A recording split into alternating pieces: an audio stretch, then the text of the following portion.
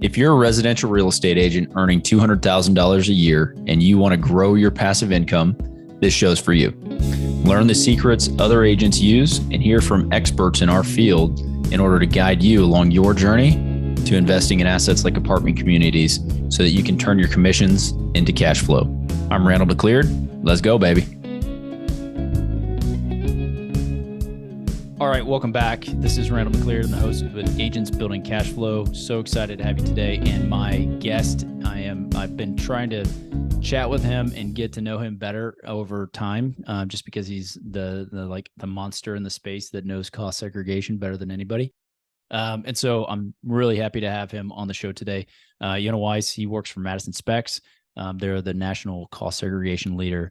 We're going to dive into that, talk about what a cost segregation is, how it pertains to you, and what you're going to get out of having one done on an investment or a property that you buy.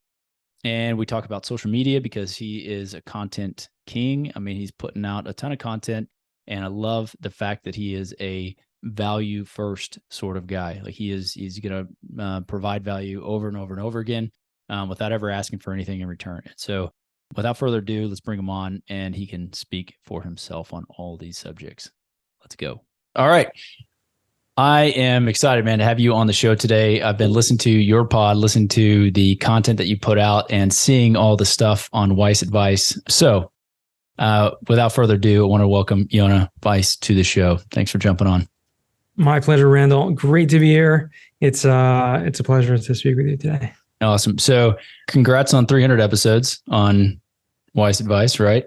Yeah. I was on there. And so obviously that's a ton of conversations that you've had with industry leaders, people that we probably both know and provide a lot of content. So having done that many episodes, what has been like one or two of the most impactful things that you've learned through all those conversations?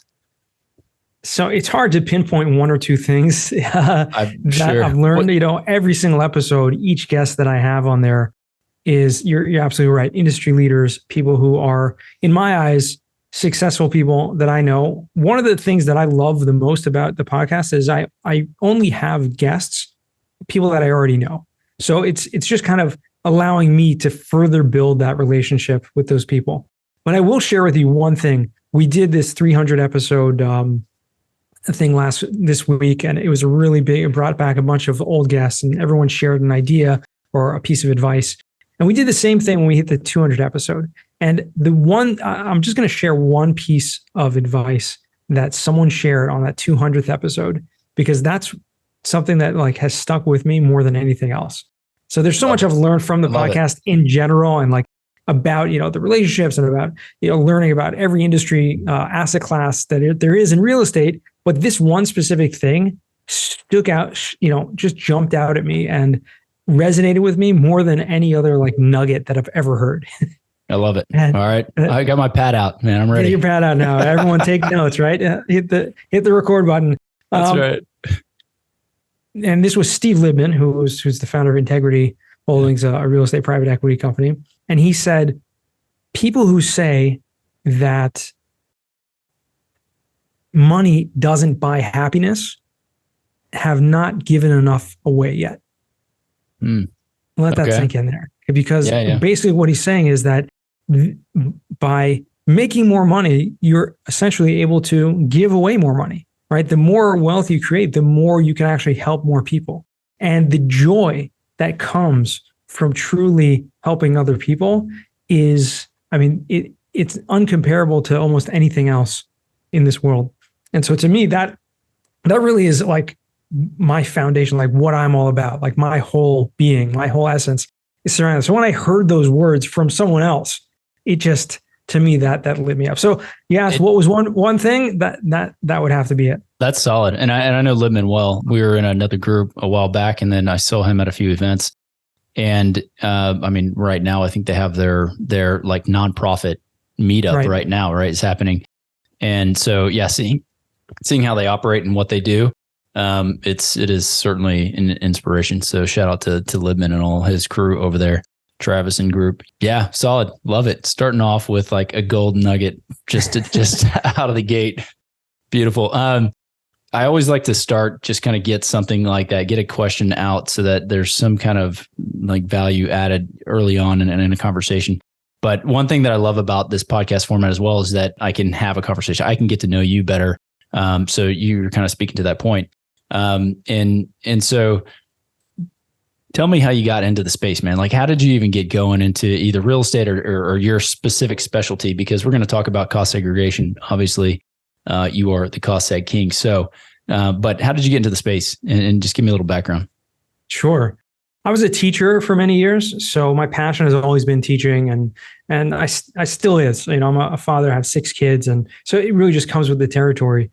But so I was a teacher for about 15 years, like I said, and at a certain point, it just didn't make sense anymore financially to continue down that path. With a growing family, I just needed to find something else, either to do simultaneously or just kind of switch out of it. And I just put it out there in the world. I put it out there, as people say, in the universe, and ask God, for guidance, and ask my friends. And that's literally what I did. I just asked a bunch of friends who were successful in business, and I said, what do you have an idea? Like, I'm not really interested in going back to school for like additional higher education, anything like that. Like, what kind of field can I move into that does not require any sort of formal education and yet has the potential for like basically, no ceiling, like no cap on lots of potential. Upside. Yeah.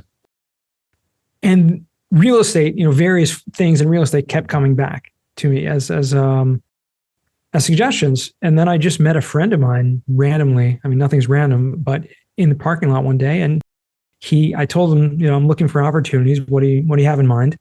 And he started talking about commercial real estate. And he was a mortgage broker. He owned some multifamily properties that he and his family had owned for many years. He did property management on them and had a lot of experience in real estate and various things. And just started talking about stuff. I'm like, I have no idea what you're talking about, like cap rates and LTVs and all these acronyms just like thrown at me.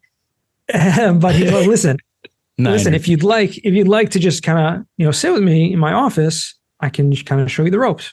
And that's what I did. I literally just went for like 3-4 days a week, and would just sit with him in his office and just start doing whatever he was doing. And I like literally for about a 7-8 month period, I just learned everything there was to know about commercial real estate. And that to me was my entering into the real estate world.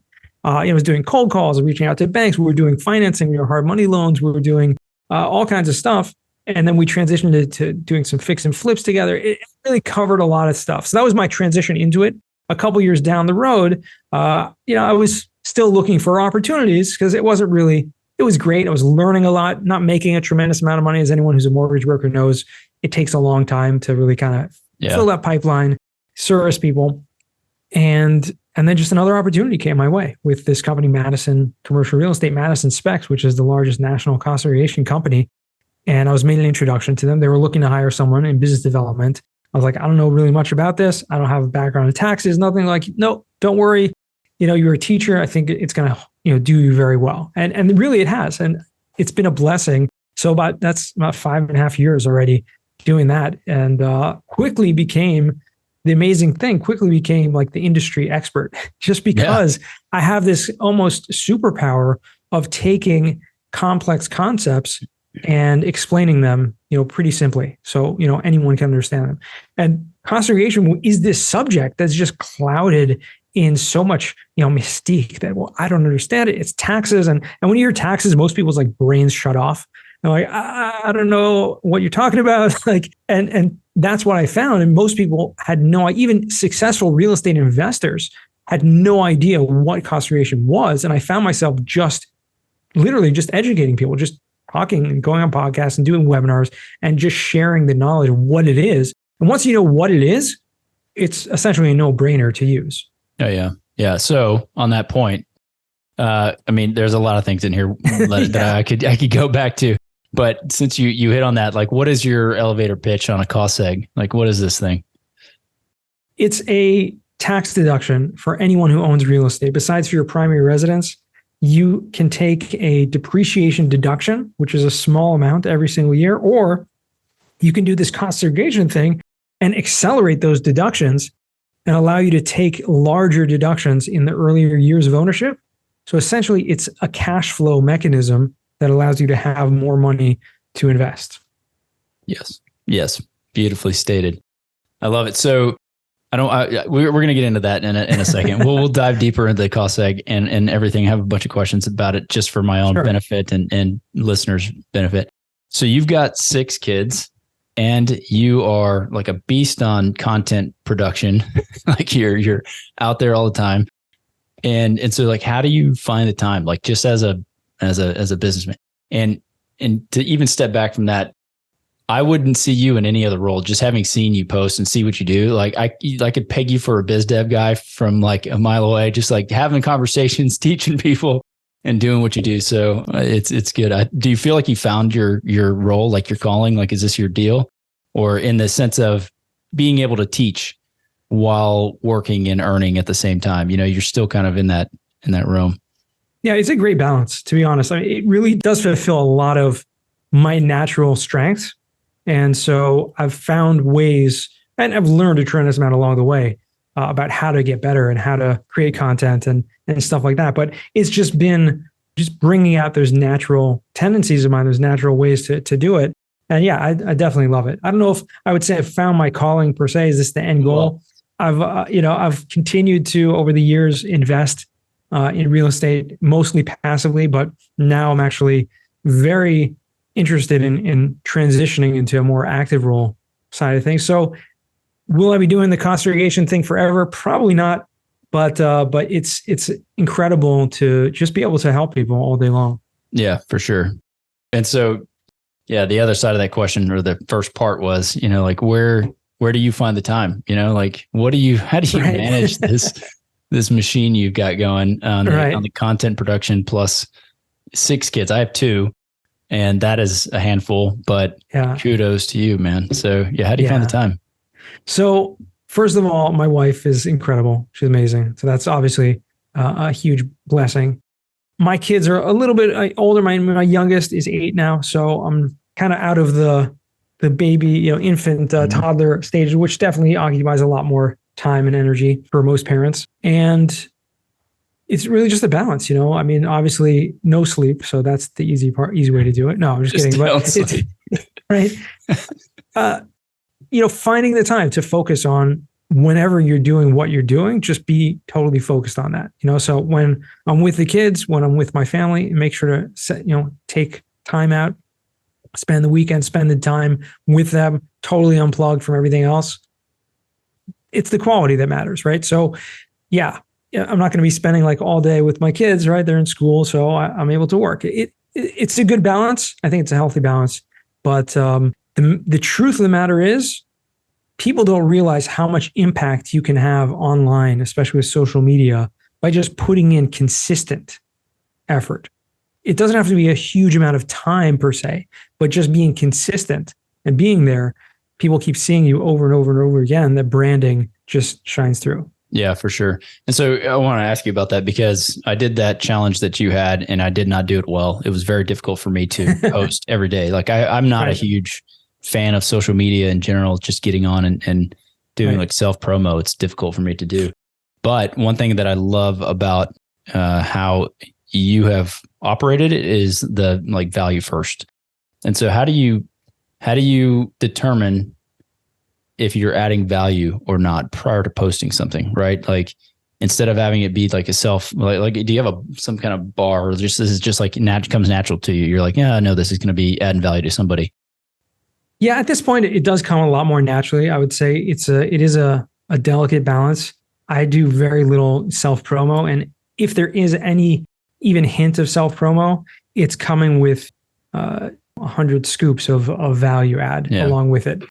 And that's really important. So I would say for anyone who's interested in learning more on this subject and how to do it, Gary Vaynerchuk is like the guru of this topic of just adding massive value along with education, along with, providing a service or a product, whatever it is in business, using social media to add value.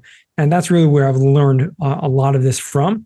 So check out, he's got, a ton of content out there, several books on the subject, including Jab, Jab, Jab, Right Hook, which is a great, really just the premise is just add value, then ask, right? Yeah. But never ask for anything until you've already like just given tremendous much more value. And in the introduction of that book, actually, at least in the audio book that I listened to, he says that he originally wanted to call it jab, jab, jab, jab, jab, jab, jab, jab, jab, jab, jab, jab, it's just always jabbing. Like right hook, like 20 times, and the editors like would not let him do that.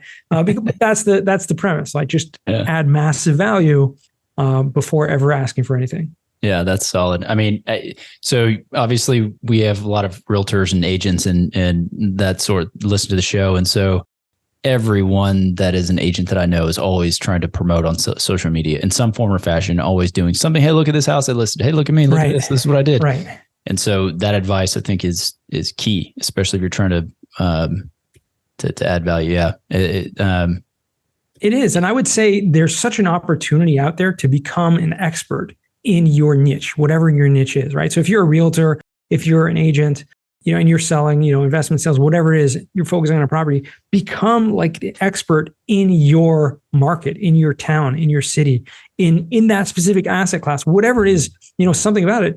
And then people will, and talk about that more. Obviously, everyone will see, your name and your tagline or whatever it is that you're a realtor.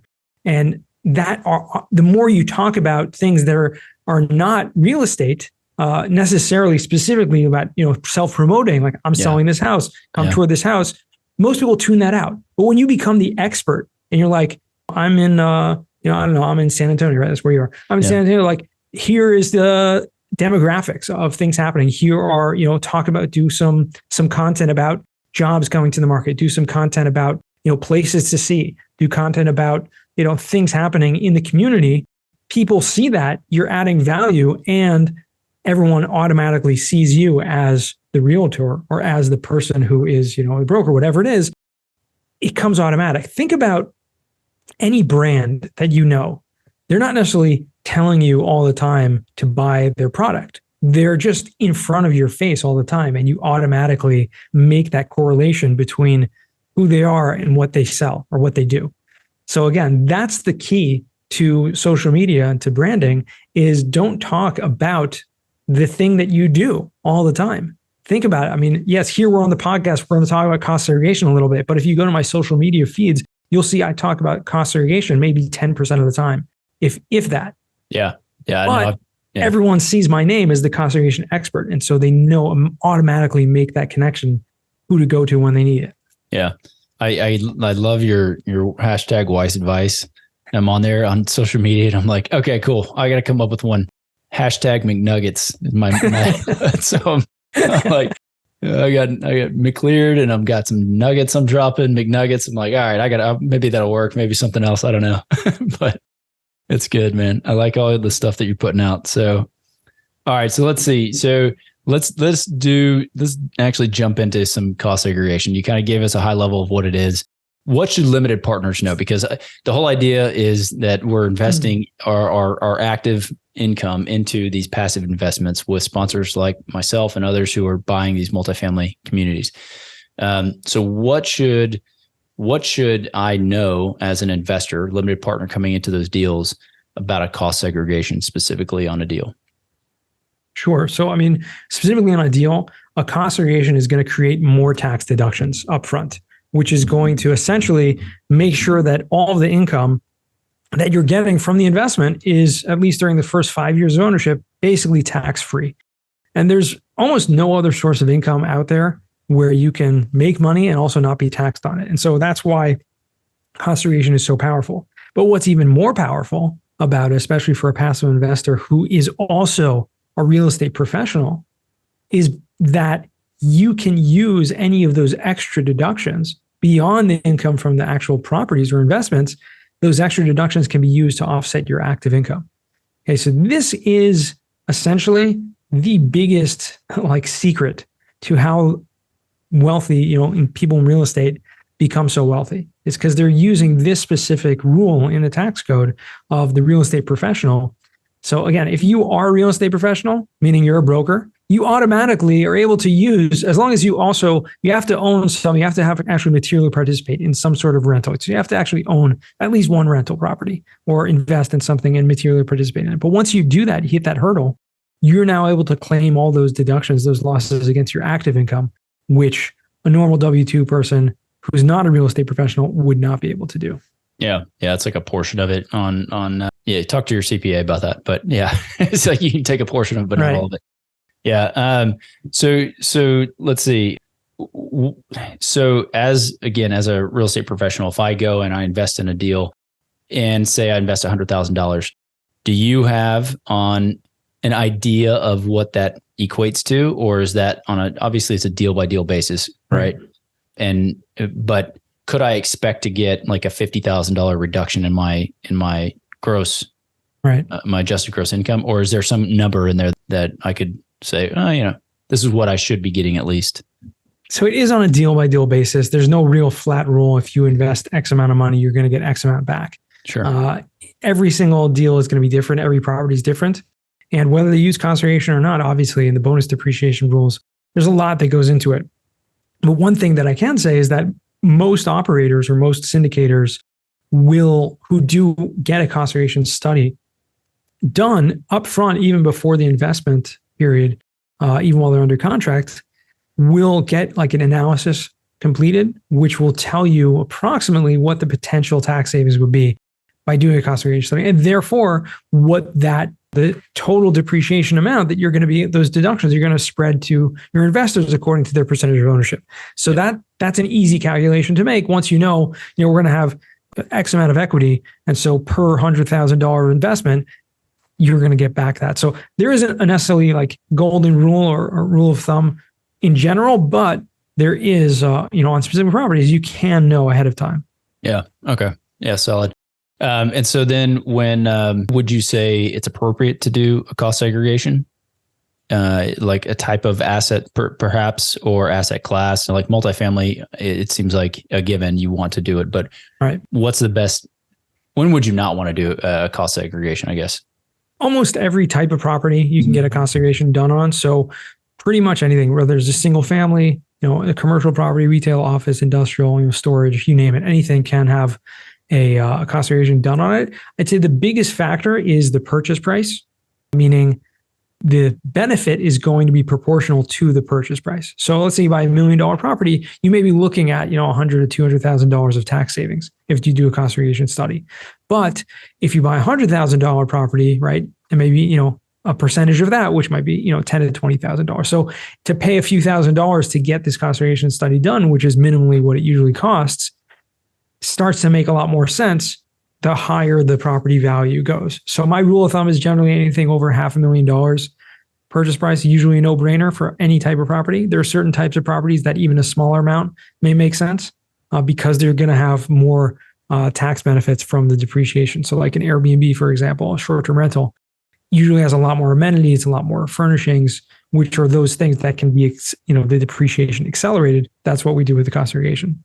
Okay. And is there a timeline that you have to have a cost seg ordered after purchase, after you close? There is not. You can actually do it at any time, at any point in time whatsoever. So even if you've owned a property for a number of years and been depreciating it just on a regular straight line method, you can go back and get a cost seg done without actually amending your tax returns. Just do it, catch up that depreciation and then use that going forward. Most people do like to get it done in the first year of ownership. So, if you do that, you just need to make sure that you have the cost seg completed before you file taxes on that first year. Yeah.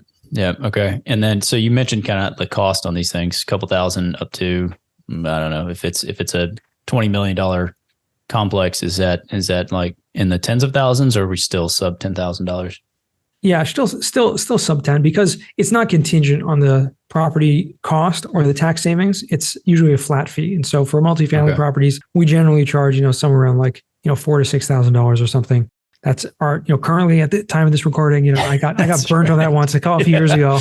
I was talking, we had like a special price for like short-term rentals for like single families. Yeah. We were doing for like a short period of time, a few years ago, for like $1,500. And like, I recorded a podcast with someone, and then I kept getting people reaching out to me from that podcast. It was like one of the most popular podcasts I ever did.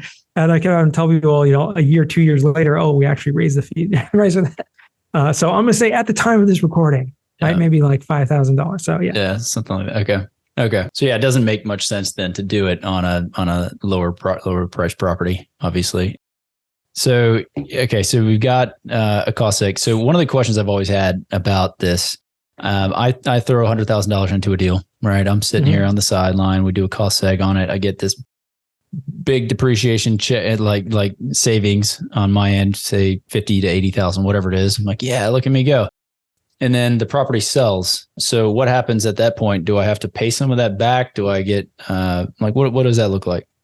Sure. So anytime you sell a property or a property sells, there's something called depreciation recapture tax. Okay. So it's considered like a capital gain because you've been given this deduction.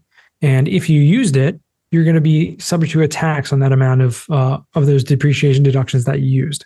If you didn't use it and they're just suspended losses, which is very often, like, let's say, keep your example, like you put $100,000 in and you get like a $50,000 deduction, but your income from the property is only like $10,000, right? So you have these extra deductions that are considered passive losses, and those carry forward, and those are on basically an imaginary bank account on your tax return, like year after year until they get used up. But oftentimes when a cost seg is done, you'll have, again, unless you're a real estate professional and using that against your active income, you'll have, a big amount of these extra losses. And similarly, if you invest in multiple deals, all of those properties get grouped together and lumped together on your tax return. And so all of the income from your rentals in your investments and all of the depreciation are all lumped together. So you may have enough losses or depreciation deductions from one property to offset that passive gain from the sale of another property. So it is important to know that you do have this recapture tax. It doesn't mean, I just say this repeatedly because I see this wrong information on the forums all over the place, that people say, oh, you have to pay back the depreciation. It does not mean that. There's no such thing as paying back the depreciation. Being subject to a tax on something and paying back a full amount of what you took is two completely different things. And being subject to that tax doesn't even mean you even have to pay it. Because like I said, there are ways to either 1031 exchange that, to exchange it for another property, deferring those, or actually offsetting those taxes from the passive losses from another investment. And so it's really a cycle that you can continue for forever, essentially. Yeah. Okay. So it shows up, the recapture would show up as almost like an increase in my adjusted gross income type deal, or somewhere on your taxes where you have. It would be like a gain, like a capital gain. Exactly. Yeah, got it. Okay. An unrealized gain, it's called. Okay. And so you're saying, so just on low end properties, that's really the only time you would avoid actually doing a cost seg. So that's one time. I would say one other case, which is fairly common, is where people are investing through their retirement accounts. And so by investing through a retirement account, most retirement accounts, and there are some exceptions, are kind of tax shelters. And therefore, if people invest in a syndication, if there are enough people investing through that, then you cannot benefit from the depreciation. So it doesn't really make sense to get a cost segregation done if, let's say, a majority of the investors are coming through that route. Okay, but that would be if you are investing through your self-directed IRA or something like that, right? Is that what you're talking about? Yeah, that's what I'm talking about. Yeah, self-directed IRA or a solo 401k, something like that. Yeah. So if you are investing through that, you can still invest in a deal that does a cost segregation, but you don't necessarily need to take you don't have to take those losses, correct? Do you have the option as a solo investor in the deal to not take the losses? No. Unfortunately, unless it is set up that way in the operating agreement from the beginning, and you kind of separate out different classes of investors who some are going to be receiving the benefits, some are not. You can't just decide, oh, I'm not going to take that, or I'm not going to, I'll give that to someone else. So it is something that can be set up, but it needs to be done from the beginning. Yeah. So you'd need to know the investor base fairly well ahead of time. Correct. Okay. Yeah. And I've seen that done where, you maybe have two different classes of investors or something. And one class of investors are coming through their self-directed retirement accounts and are not going to get the depreciation allocated to them. They're going to get something else maybe in return for that, maybe a higher percentage or a higher preferred return or whatever that is. And then the other investor class would get the tax benefits, adjusted, whatever. Yeah. Yeah. That makes sense. So you talked about wanting to get more on the active side of things. So like right now, I mean, what are you seeing in the market? And if you were to jump in today, what asset class are you looking at? I've invested in the past in a lot of different asset classes. So from single families to multifamily, self-storage, RV parks, mobile home parks. And so I've kind of covered a lot of those bases. I've learned a tremendous amount about them. It's really hard to know what's going to be doing, continue to do well over the next foreseeable future. There's still a lot of uncertainty right now. One thing that I do say is, obviously partner with operators that have been doing it for a long time. And so they know they've gone through downturns before. They know how to weather the storm. And so that for me is the most important aspect of investing. And so partnering up with people, doing it on my own, I do not intend to ever do, but partnering up with other successful people who have much more experience than me, that's something that I'm planning to do. So one asset class that I am very favorable of is the RV parks are great, but mobile home parks, manufactured housing communities, whatever you want to call it, affordable housing. It's an asset class that has had great increase in rents. It's still recession resistant in a lot of ways, meaning it's still extremely affordable in most communities. And even if you're in a very a big MSA, a big market, you may have mobile home parks that are there that are pretty comparable, just affordable housing. They don't have to be the infamous kind of trailer parks that are no one would step foot in type of thing. There are a lot of places, communities that are really newly built, very, very nice and great options for people who just can't afford to buy a house, but they can afford to buy a mobile home, which can be 1,000 square feet and can be great for a couple or a single family or whatever it is. Yeah, it's a lot of great. So that's one asset class that I'm very bullish on. Yeah, I was looking at a property here in San Antonio. It was like a 80 unit deal.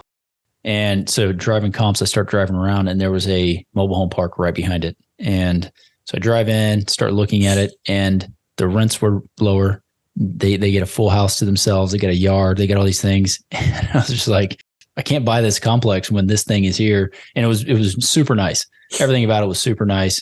They had a pool. They had all kinds of amenities and things. And so, yeah. And for a long time, I've liked that asset class. We were looking at doing some land development deals where we would just actually build our own and actually have the lots that we would own and just rent the lots out. So on that front, have you, great. Yeah, would you rent the lots or would you do lot rent and own the mobile home as well? Or would you just rent the lots and then sell? On a deal by deal basis, it really does make a difference. But the most popular way to do mobile home parks, and the operators that I know that I would partner up with, do it on where they're just renting the lots. That's the best way to do it. Where you can actually give opportunities for people to own their homes. Also, they own their own homes. You're renting the lots, but the cash flow is much, much better. It's much stable, and it's a much longer tenant. If you think about it in terms of, you don't have the type of turnover that multifamily has also. So it's another huge benefit to mobile home parks. Yeah. You can sell the notes even on those things. So what bright spots are you looking at here in 2023? What do you got? What are you looking up for here? The bright spots, the things that I look out for are things that are universal and never change, and things that do not make a difference what's going on in the economy or in the market. And that's, what you can do to help other people. And that's it. And the more you have, the more abundance mindset that you have, the more you can actually accomplish more. It's a really, really hard thing for people who are kind of starting out in a business or starting out in real estate, or as a realtor, to kind of think, oh, I should go out of my way to help someone else. I should go out of my way to, to have kind of share the commission on this deal with someone else. The more you put out there in the world to help other people, the more it's going to come back to you tenfold. Love it. I love it. Good advice. 2023. Do it. Always. Always. Yeah. Yeah. All right. Well, look, I love catching up. It was good to get to know you. I'm going to finish with some questions not related to real estate as well. So, what is your favorite pastime not related to real estate? Well, with 6 kids, there's not too many pastimes that I still have, but jumping place. Exactly. One thing I do enjoy, my kids love to do also, is rollerblading. I used to play hockey a little bit, and so my man. And so my kids love getting on the skates. Yeah. And so that's one thing I enjoy doing. Yeah, that's good. So you're blading. Where are you located? So now I'm actually in Israel. So that's okay. So there's not much ice out here. No. There are a couple rinks, but too far from where I live. Yeah, great. Yeah, we were supposed to go last year, and we may go soon. If we're there, we'll have to hit you up, come hang out. Yeah. Do some, go to the skate park. That's right. Yeah, it's been a long time. I used to play. A buddy of mine played ice hockey in high school, and so he got me on some skates, and we used to go out and blade and do a bunch of stuff. It was fun. It's been a long time. So, what's the best thing or memory that's happened to you and your family in the last 60 days or so, in recent memory? Best thing that's happened in recent memory. Well, just spending time. I think we had a few weeks ago, we had some time off in the winter break. So just spending time together with the family. We actually went on a little trip together. It was great. Just rented an Airbnb, hung out. Yeah. It was a lot of fun just spending quality time together. Yeah, for sure. For sure. All right. And then name one or two people who've been most influential in your success or the way you think. So I already mentioned Gary Vee earlier in terms of the marketing side of things. It really has influenced me tremendously. Another person who I've learned from a lot is actually the president of the company I work for, Madison SPECS, Madison Commercial Real Estate Services. His name's Joseph Rosenbaum. He's an incredible business person. Been doing real estate, for 30 years. And I've just learned a huge amount from him about not just how to run a business, but also in terms of giving. And that's something I've learned from. Yeah. Well, so what's your favorite way to give back? It's not a question I normally ask, but we've talked about it a bunch here. Sure. My favorite way is, finding people in my community that are struggling and just finding ways to discreetly help them without them actually knowing. Yeah. So it's a great way to do it. I highly suggest it.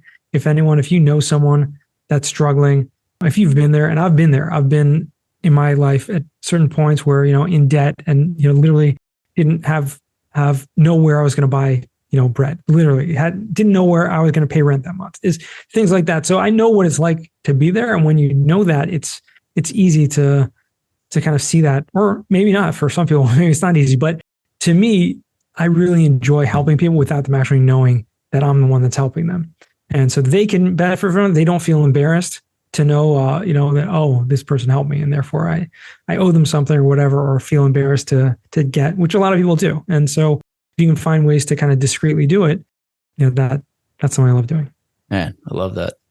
So good catching up. Seriously. It was good to, I love the persona and the way you carry yourself. So thanks again for jumping on. I know that everybody got a ton of advice from you, and we're going to have links to your contact. Yonah has an awesome podcast. It's Weiss Advice. Check it out. He's got a ton of people on there.